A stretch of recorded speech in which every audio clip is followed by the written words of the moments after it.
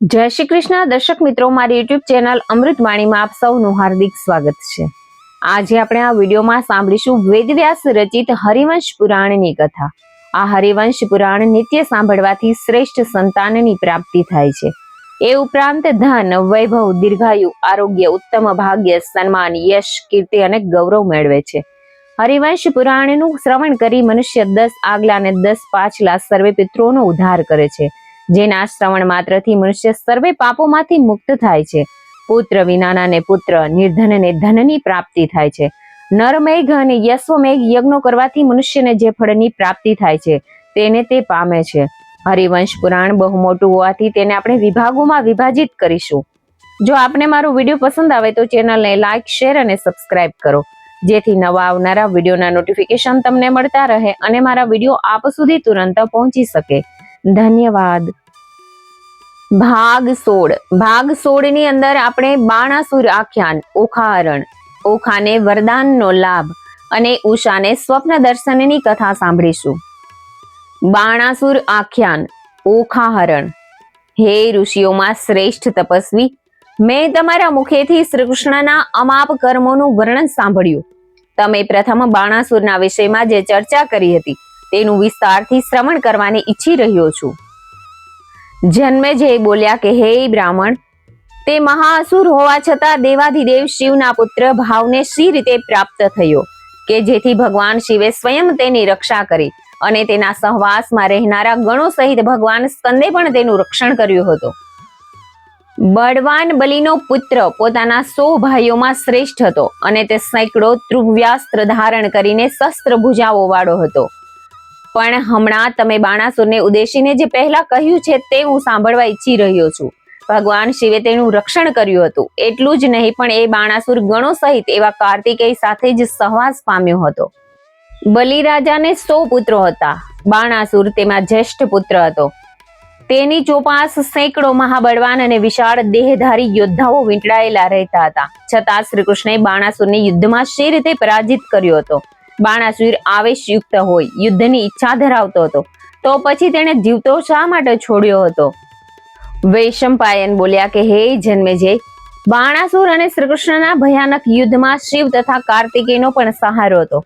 આમ છતાંય રણમાં પોતાના વખાણ કરનાર બાણાસુરને જીત્યો હતો અને અંતે તેને જીવિત છોડ્યો હતો। બાણાસુરને શિવે જે રીતે વરદાન આપ્યું હતું કે હંમેશા પોતાની નજદીક જ રહેવાનું તેને વચન આપ્યું હતું તથા પોતાના ગણોના નાયકનું પદ પણ આપ્યું હતું। એકવાર કાર્તિક સ્વામી રુદ્રનું આરાધન કરી રહ્યા હતા, ત્યારે એ જોઈને મહાઅસુર બાણાસુર અતિ વિસ્મય પામ્યો હતો। તેને પણ ઉગ્ર તપ કરવાનું મન થયું હતું। રુદ્રનું આરાધન કરવા માટે તથા હું પણ શિવનો પુત્ર થાવ એવો સંકલ્પ તેણે કર્યો હતો। પછી તેને કઠોર તપ કરીને પોતાના શરીરને ક્ષીણ કરી નાખ્યું અને હું પોતે જ મોટો તપસ્વી છું એવી આત્મશ્લાઘા કરવા માંડી હતી। તેના તપથી ભગવાન શંકર પ્રસન્ન થયા હતા અને બાણાસુરને કહ્યું હતું કે માંગ માંગ, તું માંગે તે હું આપવાને તૈયાર છું। તારા તપથી હું અતિ પ્રસન્ન થયો છું। બાણાસુરે કહ્યું કે હે ત્રિનેત્રધારી, હે પ્રભુ, જો તમે મને વરદાન આપો તો હું ઉમાદેવીનો પુત્ર થવા ઈચ્છું છું। આ સાંભળીને શિવે તથાસ્તુ કહ્યું અને પાર્વતીને કહ્યું કે આ બાણાસુરને તમે કાર્તિક સ્વામીના નાના ભાઈ તરીકે સ્વીકારો। એ તમારો પુત્ર છે, એનો તમે સ્વીકાર કરો। કાર્તિક સ્વામી અગ્નિથી ઉત્પન્ન થયા છે, પરંતુ શોણિતપુરમાં જ તેમનું આ રીતે પ્રાગટ્ય થયું છે। તે જ પ્રદેશમાં આ બાણાસુરનું શહેર હશે। એ શહેર પણ શોણિતપુર તરીકે પ્રખ્યાત થશે। વળી એ શહેરને હું પોતે ચારે બાજુથી રક્ષણ કરીશ, તેથી તેના પર કોઈ શત્રુ ચડાઈ કરી શકશે નહીં। શિવે આમ કહ્યું પછી બાણાસુર એ શહેરમાં વસવા લાગ્યો અને સઘળા દેવોને અતિ ક્ષોભ પમાડીને રાજ્ય ચલાવતો હતો। પછી તો એ બાણાસુર અતિ ગર્વિષ્ઠ બન્યો અને પોતાના 1000 હાથો વડે દેવોના સમૂહોને લેશ પણ ગણકારતો ન હતો અને તે હંમેશા યુદ્ધની ઈચ્છા સેવતો હતો। કાર્તિક સ્વામીએ બાણાસુર ઉપર પ્રસન્ન થઈને અગ્નિ સમાન તેજસ્વી એક ધ્વજ અને પ્રદીપ્ત તેજવાળો એક મોર વાહન તરીકે તેને આપ્યો હતો। શિવના તેજસ્વી દેવો, ગંધર્વો, યક્ષો અને સર્પો પણ તેની સામે યુદ્ધ કરવાને ઉભા રહ્યા ન હતા। આમ સદાયે શિવથી રક્ષિત હોવાથી તે ઘમંડથી છકી ગયો હતો। તે હંમેશા યુદ્ધ શોધ્યા કરતો હતો। અંતે એક દિવસ તે શિવ પાસે ગયો। ભગવાન શિવને પ્રણામ કરીને કહ્યું કે હે ભગવાન, મેં તમારા આશ્રયથી મદ અને બળના અભિમાનને કારણે સાધ્ય દેવો સહિત અને મરુત ગણો સહિત દેવોને અનેક વાર જીત્યા છે. તેથી તેઓ પરાજયથી ખૂબ જ ત્રાસી ગયા છે અને મારો પરાજય કરવાને નિરાશ બન્યા છે. આથી હવે યુદ્ધથી નિરાશ થયો છું. હવે હું યુદ્ધ વિના જીવવું વ્યર્થ છે. માટે કોઈ મારી સામે યુદ્ધ કરવાને આવશે કે નહીં તે મને બતાવો. હે પ્રભુ, મને યુદ્ધ વિના ક્યાંય ચેન પડતું નથી. તમે મારા ઉપર પ્રસન્ન થાઓ અને મને યુદ્ધ મળે તેવું કરો. ત્યારે ભગવાન શિવ બોલ્યા કે હે દાનવ, તારી પાસે જે પ્રકારે યુદ્ધ પ્રાપ્ત થશે તે પ્રકારને તું ધ્યાનથી સાંભળ. હે દાનવ, તારો આ ધ્વજ પોતાને સ્થાને જ સ્થાપિત થયો હશે, છતાં જ્યારે તેનો ભંગ થશે ત્યારે તને યુદ્ધ પ્રાપ્ત થશે. ભગવાન શિવનું આવું બોલવું સાંભળીને બાણાસુર રાજીનો રેડ થઈ ગયો અને અનેક વાર હસ્યો. તેના મુખ ઉપર પ્રસન્નતાની આભા ફરી વળી. પછી તેણે શિવને દંડવત પ્રણામ કરીને કહ્યું, બહુ સારું થયું કે મેં 1000 હાથ કર્યા છે, તે વ્યર્થ નહીં જાય.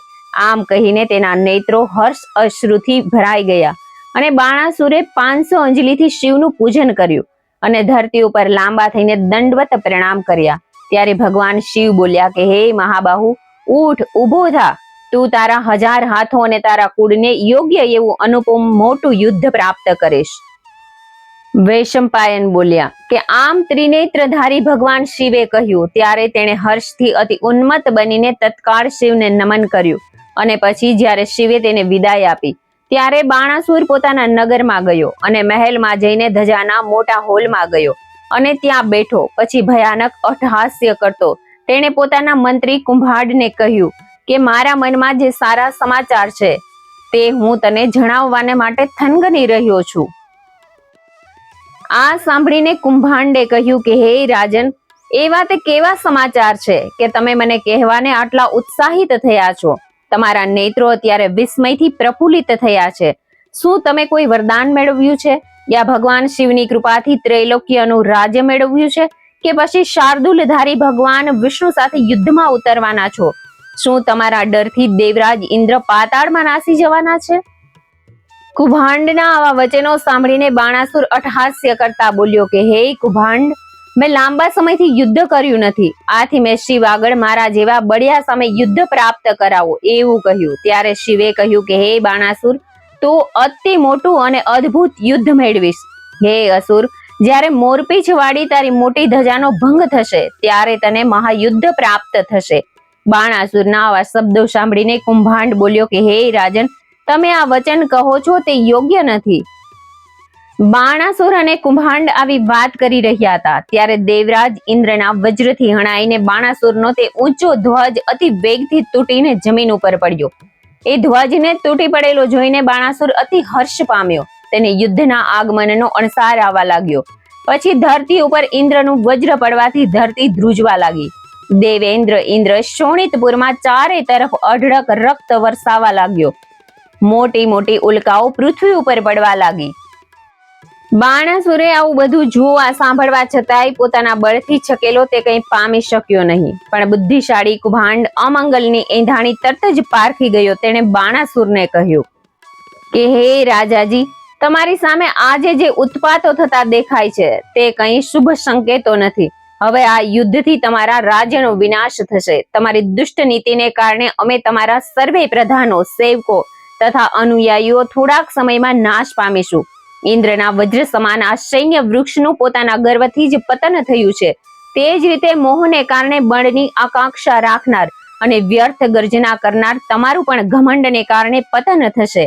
ભગવાન શિવની કૃપાથી તમે ત્રિલોક્યનો વિજય મેળવ્યો છે, પણ હવે ગર્વને કારણે તમારો અવશ્ય વિનાશ થતો જણાય છે.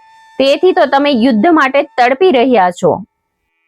કુભાંડના વચનો પર ગર્વિષ્ઠ બાણાસુરે જરા પણ ધ્યાન આપ્યું નહીં. પણ તે તો એટલો ઉત્સાહિત થઈ ગયો કે તે દાનવ સ્ત્રીઓ સાથે મદિરાપાન કરવાને ચાલ્યો ગયો.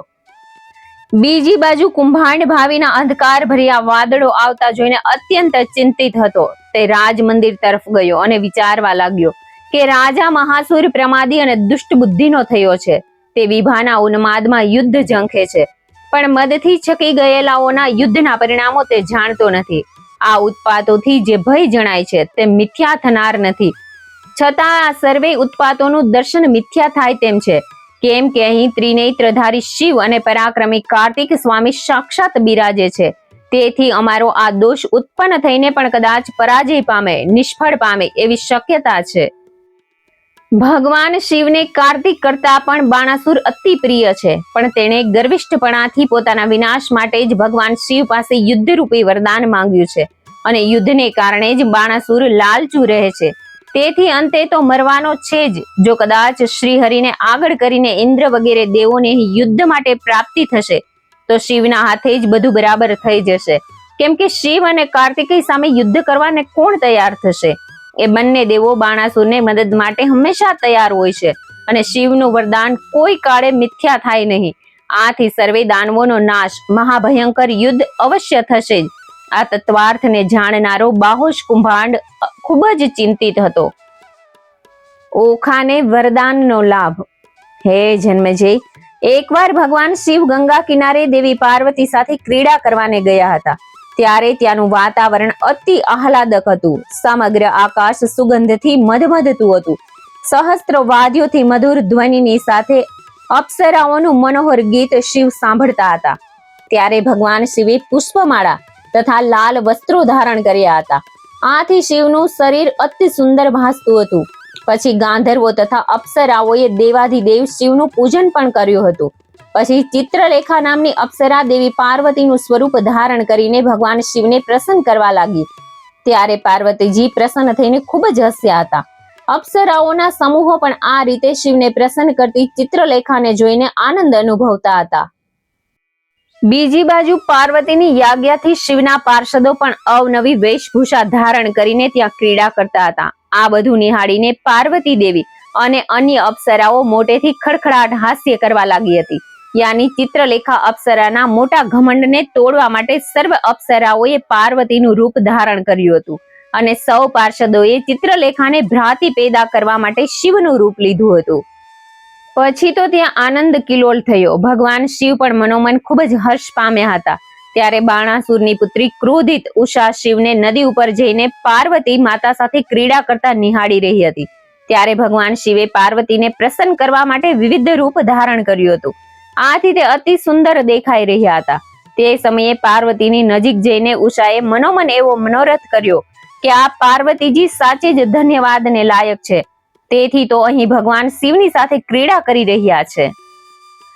ઉષાએ મનોમન આવો મનોરથ કર્યો હતો અને મનમાં જ આ પ્રમાણે કહ્યું હતું. ત્યારે ઉષાનો એ અભિપ્રાય જાણીને દેવી પાર્વતીએ ઉષાને હર્ષ પમાડતા હોય એમ ધીમેથી વાક્ય કહ્યું હતું કે હે ઉષા, તું આવી જ રીતે જલ્દીથી તારા પતિ સાથે રમણ કરશે. જેમ શત્રુઓનો વિનાશ કરનાર ભગવાન શિવ મારી સાથે રમે છે, તે જ પ્રમાણે તારો પતિ તારી સાથે થોડા જ વખતમાં રમશે. પાર્વતી માતાએ આ વાક્ય ઉચ્ચાર્યું ત્યારે જેના નેત્રો મલિન થયા હતા તે ઉષાએ હું મારા પતિ સાથે ક્યારે ક્રીડા કરીશ એવો ભાવ મનમાં કર્યો. ત્યારે હિમાલય પુત્રી પાર્વતીએ પ્રગટપણે સુંદર હાસ્ય રેલાવીને કહ્યું કે હે ઉષા, તું મારો આ વાક્ય સાંભળ. વૈશાખ મહિનાની 12ની રાત્રિએ તું ઘરમાં સૂતી હશે ત્યારે સપનામાં જે પતિ તને રમણ કરાવશે તે જ તારો પતિ થશે. દાનવ પુત્રી ઉષાને પાર્વતીજીએ આ પ્રમાણે કહ્યું. ત્યારે ઉષા ત્યાંથી ઉઠીને પોતાની સખીઓ પાસે ચાલી ગઈ હતી અને આનંદથી રમવા લાગી હતી. તેને તેની સખીઓ હસાવતી હતી. આથી તેના નયનો પ્રફુલ્લિત થયા હતા. ત્યારે કિન્નરીઓ, યક્ષ કન્યાઓ અને દૈત્યની કન્યાઓ અને અપ્સરાઓના સમૂહો પણ ઉષાને સખી તરીકે પામી હતી. એ બધી સખીઓએ ઉષાને કહ્યું કે હે સુમુખી ઉષા, પાર્વતીજીના વચનોથી કલ્પના પ્રમાણેનો તારો પતિ હવે તને થોડા જ સમયમાં મળશે. કેમ કે પાર્વતીજીનું વચન કોઈ કાળે મિથ્યા થશે નહીં. તેમણે તારા માટે કુળ અને તથા રૂપથી યોગ્ય એવો પતિ જ કલ્પેલો હશે. આથી ઉષા હર્ષ પામીને સખીઓનો આભાર માનવા લાગી. પછી પાર્વતીજીનું જે વચન હતું તેમ મનોરથો રૂપ ઈચ્છિત વસ્તુની ભાવના કરતી ઉષા તે સમયની રાહ જોતી હતી. પાર્વતી સાથેનો એક ક્રીડા વિહાર પછી એ દિવસ પૂર્ણ થયો. ત્યારે પણ અદ્ભુત એવી સર્વે સખીઓ સ્વગૃહે ગઈ. પાર્વતીજી પણ ત્યાંથી સવારી કરીને આનંદપૂર્વક નગરમાં પ્રવેશ્યા હતા. કેટલીક દેવતાઈ સખીઓએ આકાશનો આશરો લીધો હતો. હે રાજન, એ જ દિવસથી ઉષા કામ મોહને પામી હતી. પાર્વતીજીના વચનોને યાદ કરીને પતિનું સ્મરણ કરતી તેને રાત્રે કે દિવસે નિંદ્રા પણ આવતી ન હતી. ભોજન પણ ભાવતું ન હતું. પતિ ભાવનું જ ચિંતન તેના મનમાં ચાલતું હતું. એ રાજકુંવરી સદાય વિલાપ જ કર્યા કરતી હતી.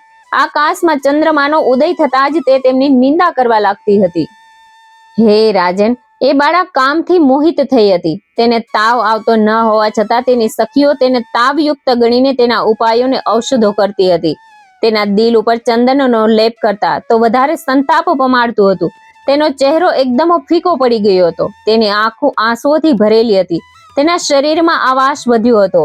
કામદેવના સંતાપથી પીડિત તેના હૃદય ઉપર સખીઓ વારંવાર શીતળ ચૂર્ણ ભભરાવતી હતી અને પંખાથી હવા નાખતી હતી. સખીઓ વારંવાર પૂછતી હતી કે હે ભામિની, તને શાની પીડા થાય છે? તારા શરીરને શું થયું છે? હે સુંદર મુખવાળી કન્યા, તને શું જોઈએ છે તે તો અમને બતાવ. હે સુંદરી, તને આવું દુઃખ શાથી ઉત્પન્ન થયું છે? તારા પિતા અત્યંત શૂરવીર હોવાથી દેવોથી દુર્જય છે. હે ઉષા, તેમની સામે આ પૃથ્વી ઉપર કોઈ માનવી ઉભો રહી શકે તેમ નથી, કેમ કે તે અતિ બહાદુર છે. તેને પરાજિત કરવો અતિ મુશ્કેલ કામ છે. માટે હે ઉષા, તું અમારા વચનો સાંભળ. તને એવી તે શી પીડા થાય છે? તારા ચહેરા ઉપર પરસેવાના બિંદુઓ બાજી ગયા છે.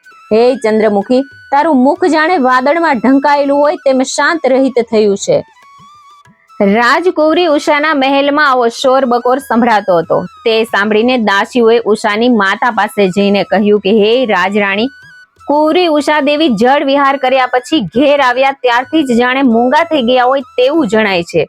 હે દેવી, રાજકન્યાનો આ તે કેવો મોહ મૂંઝવણ છે કે તેનું આવું ઘેરું મૌન કેમ છે? તેઓ ખાતા નથી, પીતા નથી, માત્ર ઉદાસ ચહેરે જ શા માટે સૂઈ રહે છે? દાસીઓની આવી વાત સાંભળીને ચિંતિત બનેલી ઉષાની માતા તેના પાસે ઉતાવળા પગલે પહોંચી અને કહેવા લાગી, આ ક્યાં રોગનું લક્ષણ છે? પછી માતાએ પુત્રીના હાથનો સ્પર્શ કર્યો અને તરત જ રાજવૈદને બોલાવી મંગાવ્યા. રાજવૈદે ઉષાની તપાસ કરીને કહ્યું કે રાજકુંવરી ઉષા પોતાની સખીઓ સાથે જળ ક્રિયા કરવા ગઈ હતી. ત્યાં પાર્વતીજી સાથે તેણે જે ક્રીડા કરી હતી તેના શ્રમથી ઉત્પન્ન થયેલી આ બેચેની છે, ગ્લાની છે. તેથી તેને વારંવાર આળસ બગાસ આવે છે. તેને સૂઈ રહેવું ગમે છે. માટે તમારે ડરવાની જરૂર નથી. રાજરાણીએ વૈદોને કહ્યું કે હે વૈદો, ઉષાના હૃદય ઉપર કપૂર અને બરફયુક્ત ચંદનનો લેપ કર્યો છે. તેના તરત જ પરપોટા કેમ થાય છે? આવું આશ્ચર્ય કેમ થાય છે? વળી ઉષાને અતિ દાહ થાય છે, પરસેવો વળે છે, તરસ ખૂબ લાગે છે, ભૂખ લાગતી નથી. તે માત્ર પ્રલાપ કેમ કર્યા કરે છે? માટે તેના રોગનું નિદાન કરો. જ્યારે રાજકુંવરી ઉષા જળ ક્રિયા કરવા ગઈ હતી ત્યારે તે અતિ સુંદર હોવાથી કોઈની નજર લાગતા કન્યાને પીડા થઈ હોવી જોઈએ. વૈદો બોલ્યા, માટે રક્ષાના મંત્રો દ્વારા મંત્રેલા પીળા રંગના સરસવથી તથા પાણીથી કુમારિકા ઉપર અભિષેક કરવાથી ખૂબ શાંતિ થશે. આમ કહીને સર્વે રાજવૈદો રાજમહેલ છોડીને ગયા. પણ તે વખતે તેમણે રાણીને એક ખાનગી સૂચના પણ આપી હતી કે આ રાજકુંવરીને કામદેવના આવેશથી ઉત્પન્ન થયેલી વ્યથા છે. વૈદોના આવા અભિપ્રાય બાબતે માતાએ ઉષાને વારંવાર પૂછ્યું. પુત્રી સામે રુદન પણ કર્યું. ત્યારે ઉષા બોલી કે હે માતા, મને હવે કંઈ પણ બોલવું કે ભોજન કરવું ગમતું નથી. મને કોઈ ઉત્સવ પણ ગમતા નથી. મારું દિલ હંમેશા બળ્યા કરે છે. આ બધાનું કારણ તમે સાંભળો. આટલું કહીને ઉષાએ બોલવાનું બંધ કર્યું. તે સમયે તમામ સ્ત્રીઓએ એકબીજાના મોં સામે જોવા માંડ્યું અને અંદરો અંદર કહ્યું, યુવાન અવસ્થામાં સ્ત્રીઓનો સ્વભાવ લજ્જા અનુભવે છે. હવે આ કન્યા પતિ યોગ્ય થઈ છે. માટે હવે આ પુત્રીને માતા પિતાની કૃપાથી સુવર મળવો જોઈએ. ઉષાને સ્વપ્ન દર્શન. હે રાજન, સોણીતપુરમાં વસવાટ કરતી સુંદર સ્ત્રીઓ ચિત્ર નિર્માણ કલાની દ્રષ્ટિએ અતિશય અદ્ભુત રીતે પારંગત હતી. પછી વૈશાખ માસના શુક્લ પક્ષની 12 તિથિએ જ્યારે સખીઓથી ઘેરાયેલી ઉષા પોતાની હવેલીની અગાસી ઉપર ઉષા જ્યારે સૂતી હતી ત્યારે પાર્વતી દેવીએ જે કહ્યું હતું તે પ્રમાણે પુરુષે સપનામાં તે કન્યાને રમાડી હતી. તે વખતે સ્વપ્ન અવસ્થામાં પણ ઉષા પાર્વતીના વચનથી પ્રેરાઈને રડવા લાગી હતી. તે સપનામાં પણ અવનવી ચેષ્ટાઓ કરતી હતી. ત્યારે તે કન્યામાંથી સ્ત્રી બની હતી. જ્યારે તે પુરુષે ઉષાને રમાડી ત્યારે તે સ્ત્રી સ્વભાવને પામી હતી.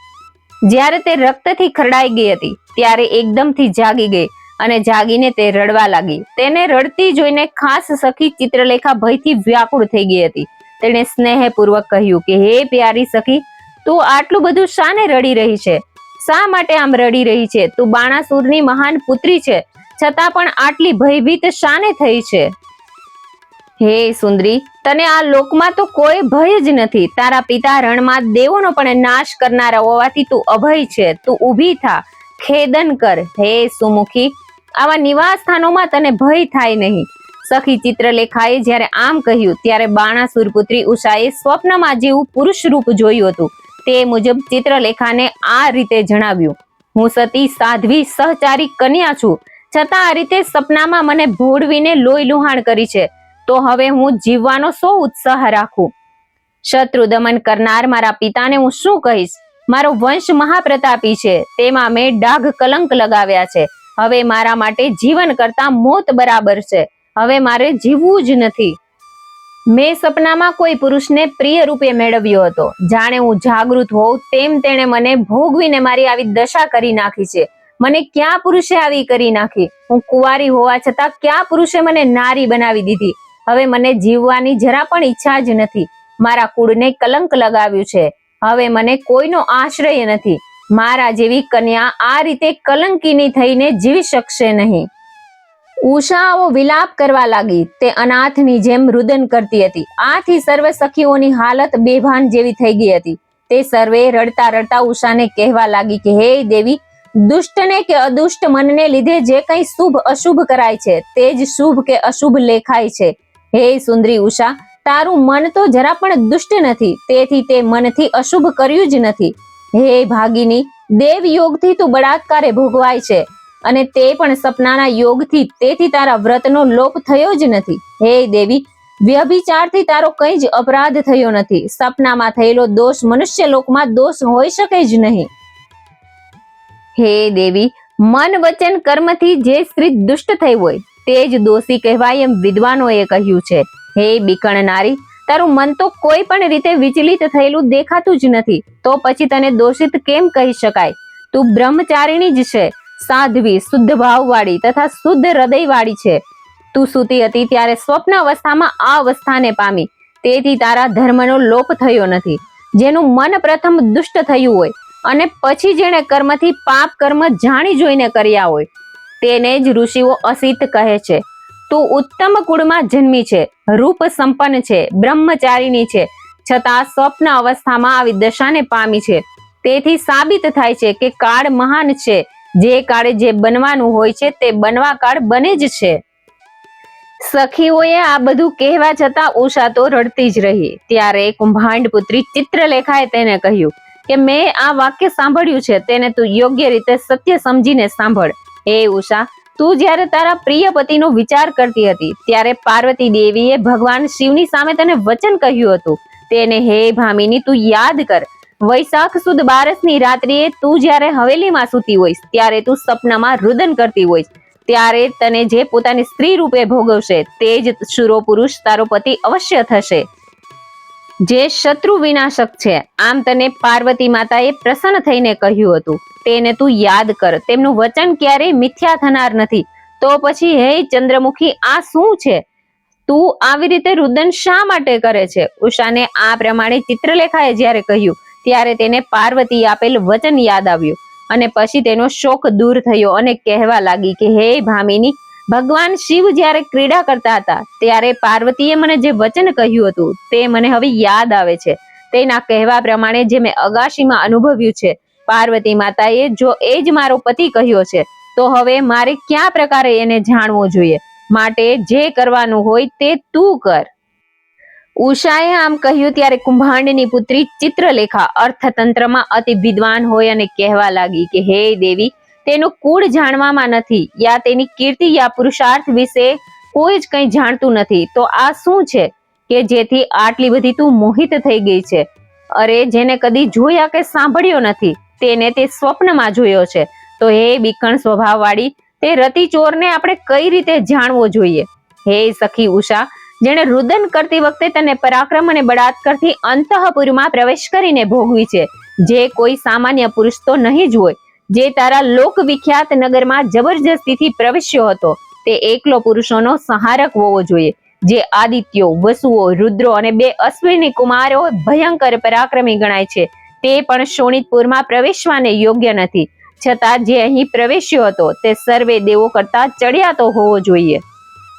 કેમ કે શત્રુઓનો વિનાશ કરનાર પુરુષે બાણાસુરના મસ્તક ઉપર આક્રમણ કરીને શોણિતપુરમાં પ્રવેશ કર્યો હતો. હે ભામિની, આવો શૂરવીર અને યુદ્ધ કુશળ પુરુષ જે સ્ત્રીનો પતિ નહીં થાય તે તેના જીવનનો શો અર્થ છે?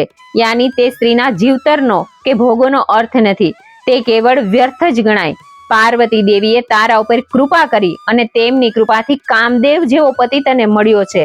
હવે મારી વાત સાંભળ. તે ક્યાં કુળનો છે, કોનો પુત્ર છે, તે હવે આપણે જાણવું જોઈએ. ઉષાને જ્યારે આમ કહ્યું ત્યારે કામવેશવાળી ઉષાએ ચિત્રલેખાને કહ્યું કે હે સખી, હું તે પુરુષને કેવી રીતે જાણીશ? હે સખી, મને કઈ જવાબ મળતો નથી. લોક પોતાના કાર્ય માટે મૂંઝાય છે. પોતાનું કાર્ય કેવી રીતે કરવું તે લોકોને સૂઝતું નથી. માટે જે પ્રમાણે જીવિત રહી શકું તે પ્રમાણે તું જ ચિંતન કર. ઉષાની વાત સાંભળીને ચિત્રલેખા બોલી કે હે વિશાળ નેત્રવાળી ઉષા, આ ચિત્રલેખા તારી સખી છે. તે સંધિ વિગ્રહના કાર્ય કરવામાં સર્વ રીતે કુશળ છે. તેથી હે સખી, તું એ બાબતમાં જલ્દીથી જણાવ. મને સમગ્ર ત્રિલોક્ય સર્વે પ્રકારે સદાય જાણવામાં છે. ચિત્રલેખાએ જ્યારે આમ કહ્યું ત્યારે ઉષાને હર્ષ અને વિસ્મય થયા હતા. તેણે અપ્સરા ચિત્રલેખાને ત્યાં બોલાવી હતી. બે હાથ જોડી દીન ભાવે ઉષાએ તેને સપનાના બનાવ વિશે કહ્યું કે હે સખી, તું મારા અંતિમ વચન હવે સાંભળ. તું આજે મારા પ્રિય ભરથાર કે જે કમળ નયન છે, મદમસ્ત હાથી જેવી ચાલ વાળો છે, તેને તો તું અહીં નહીં લાવે તો હું મારા પ્રાણનો ત્યાગ કરીશ. ત્યારે ચિત્રલેખા બોલે, તું જે કહે છે તે મારાથી જાણી શકાય તેમ નથી. એ ચોરને કુળ, વર્ણ, શીલ કે સ્વભાવ, રૂપથી કે દેશથી મેં ખાસ જાણ્યો નથી.